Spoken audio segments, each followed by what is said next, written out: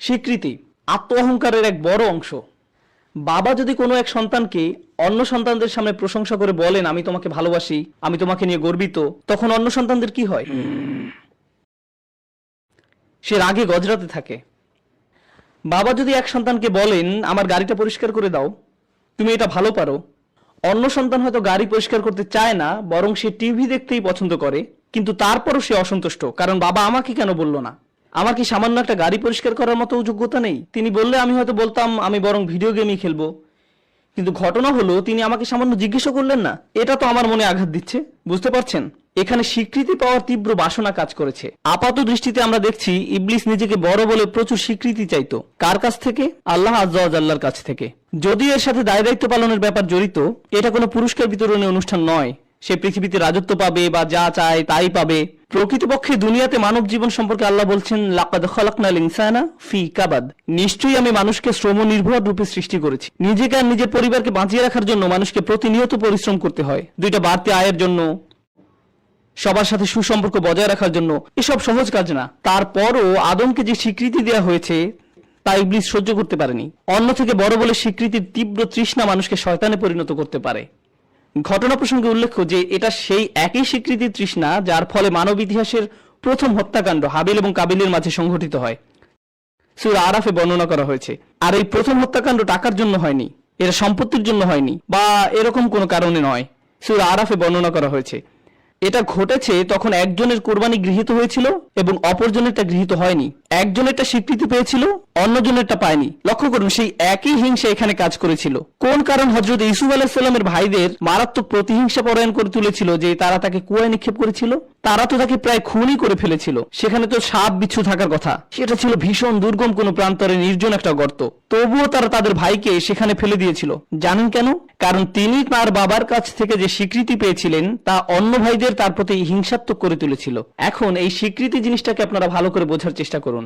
যখন আমরা আত্মমর্যাদা সম্পর্কে চিন্তা করি তখন আত্মমর্যাদাকে অর্থবিত্ত, প্রতিপত্তি, ক্ষমতা ইত্যাদির সাথে যুক্ত করি। আমি বলি কি, এই সব বিষয় মানুষের স্বীকৃতি পাওয়ার আকাঙ্ক্ষার কাছে খুবই তুচ্ছ ব্যাপার। শয়তান আপনার ভিতর প্রশংসা পাওয়ার, স্বীকৃতি পাওয়ার, দৃষ্টি আকর্ষণ করার তীব্র একটা আকাঙ্ক্ষার বীজ বপন করে। আপনি অনেক লোক পাবেন এমনকি ইসলামের নামে, এবং এটাই সবচেয়ে আতঙ্কজনক ব্যাপার, এমন মানুষ যারা মসজিদের জন্য কাজ করেন। আর মসজিদের জন্য কাজ করা কোনো আরামের কাজ নয়। জোনিং এর জন্য আবেদন করা, পার্কিং লট মেরামত করা, কন্ট্রাক্টরদের সাথে কথা বলা, অজুর জায়গা রক্ষণাবেক্ষণ করা, আর অনেক কিছু। এগুলো কোনো মজার কাজ নয়। কিন্তু এমন লোক আছে যারা চাকরি থেকে সময় বের করে পরিবারকে পিছনে ফেলে রেখে মসজিদের বোর্ড মেম্বার হন, ভলান্টিয়ার হন, কিংবা টাকা খরচ করবেন এজন্য সুরা মিটিং এর পর সুরা মিটিং, সুরা মিটিং এর পর সুরা মিটিং করে যান।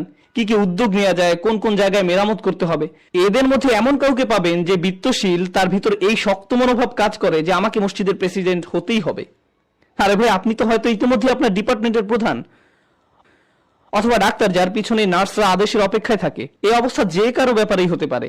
উপরন্তু আপনার ঘরের প্রধান আপনি, আপনার রয়েছে অর্থবিত্ত, এই সব কিছুতেই আপনি প্রধানতম, কিন্তু এর পরও আপনি ভাবেন এক জায়গায় আমাকে যথাযথ মূল্যায়ন করা হচ্ছে না। তারা তো স্বীকৃতি দিচ্ছে না আমাকে, আমি তাদের জন্য কত কিছু করলাম, আমি আমার মর্যাদার যথাযথ স্বীকৃতি মসজিদ থেকে পাচ্ছি না, আমাকে অবশ্যই মসজিদের মহিয়ান শাসক হতে হবে।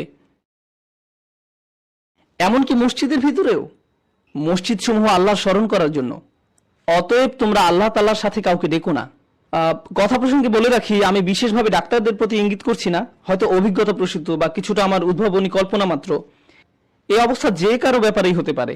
এমনকি হয়তো কারো কোনো পেশাই নেই, কিন্তু সে যখন মসজিদে আসে তখন স্বীকৃতি, ভোটাভুটি, নির্বাচন ইত্যাদি ব্যাপারগুলো নিয়ে ভীষণ উত্তেজিত হয়ে ওঠে। কিন্তু কেন?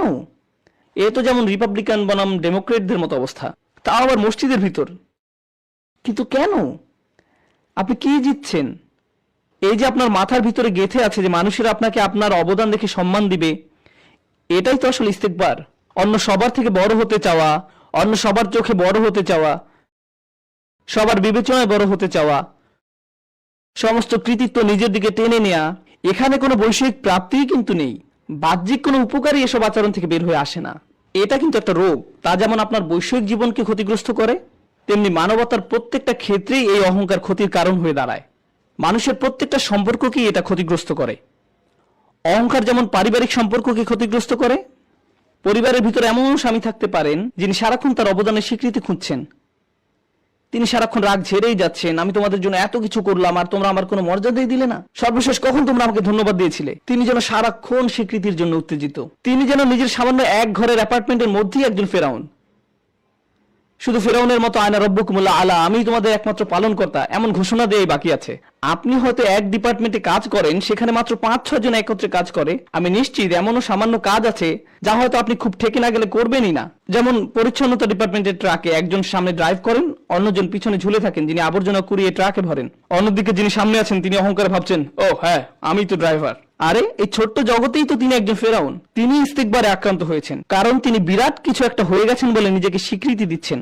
এই ইগো বা আত্মহমিকার প্রতিযোগিতা আপনার অফিসের ভিতর, আপনার ডিপার্টমেন্টের ভিতর, আপনার টিমের ভিতর, বিভিন্ন টিমের ভিতর, এমনকি এটা বিভিন্ন ব্যবসা প্রতিষ্ঠান সমূহের ভিতর ছড়িয়ে পড়ে। অন্যদিকে এই আত্মহমিকার প্রতিযোগিতা পরিবারের ভিতরে, এমনকি আপন ভাই বোনদের ভিতরেও কাজ করে। বাস্তবতা হলো ভাই বোনদের ভিতর আত্মহমিকার প্রতিযোগিতা সবচেয়ে মারাত্মক ধরনের আত্মহমিকার সংঘাত। এজন্যই মানব ইতিহাসের সবচেয়ে বড় পতন হযরত আদম আলাইহিস সালামের বেহেশতে নিষিদ্ধ ফল খাওয়ার পাপ করার পরে দ্বিতীয় যে বড় পাপ ইতিহাসে ঘটেছে তা হলো আপন সহোদরদের ভিতরে সংঘাত, হাবিল এবং কাবিল। এটাই মানব ইতিহাসের দ্বিতীয় পাপ আর সর্বপ্রথম হত্যা। আর এর মূল কারণই হলো পারস্পরিক হিংসা। কোনো এক সন্তান ভাবে অন্যজনের উপর বাবার সমস্ত আগ্রহ চলে গেছে, অন্যজনকে বাবাকে আমার থেকে বেশি ভালোবাসে, এজন্যই সে বেশি লম্বা, অথবা সে বেশি ভালো স্কুলে যায়, অথবা ভালো গ্রেড পায়। এবং দুঃখজনকভাবে আমরা পিতামাতারা সন্তানদের এই পরিস্থিতিতে কোনো সাহায্য তো করছিই না, বরং একজনের 100 পাওয়াকে অন্য সব সন্তানদের গালে শক্ত চপটাঘাতের মতো করে কালিমা লেপন করি। তার মার্কশিট উঁচু করে ধরে অন্যদের বলি, এই জন্যই অন্য সবার থেকে আমি তাকে বেশি ভালোবাসি। সে যেমন দেখতেও ভালো তেমন বুদ্ধিমান। তুমি কি করেছো? বন্ধুরা, সে অন্য ছোট বাচ্চা ছেলে বা মেয়েটা যে ক্রমাগত রাগে গজরাচ্ছে, অন্য ভাই বা বোনের সামান্যতম চিন্তাও তার অন্তর্জ্বালা করে, অনেক অন্তর্জ্বালা করে, চিন্তাও তার অন্তর্জ্বালা করে। আর আপনি অবাক হন কেন তারা এত হিংস্রভাবে মারামারি করছে। সে তার ভাইয়ের খেলনা নিয়েই ভেঙে ফেলে, খেলে না, ধরেই দুমড়ে মুচড়ে ভেঙে চুপ করে বসে থাকে। বাবা মা দৌড়ে এসে ধমক দিয়ে যখন জিজ্ঞেস করেন কেন তুমি এমনটা করলে, তখন সে ফোপাতে থাকে, তুমি তাকে বেশি ভালোবাসো, তুমি এমনকি তার খেলনাকেও আমার চেয়ে বেশি ভালোবাসো। দেখুন, ছোটবেলা থেকেই এটা মানুষের ভিতরে কিভাবে কাজ করে। একেই বলে ইস্তেকবার বা বরত্ববোধ। শয়তানের এটা ছিল, তাই সে মানুষের ভিতরেও তার অনুপ্রবেশ করাতে চায়। এটাই তাকে ধ্বংস করেছে। তাই সে নিশ্চিত করতে চায় যে প্রত্যেকটা মানুষের ভিতরেই তা কাজ করুক।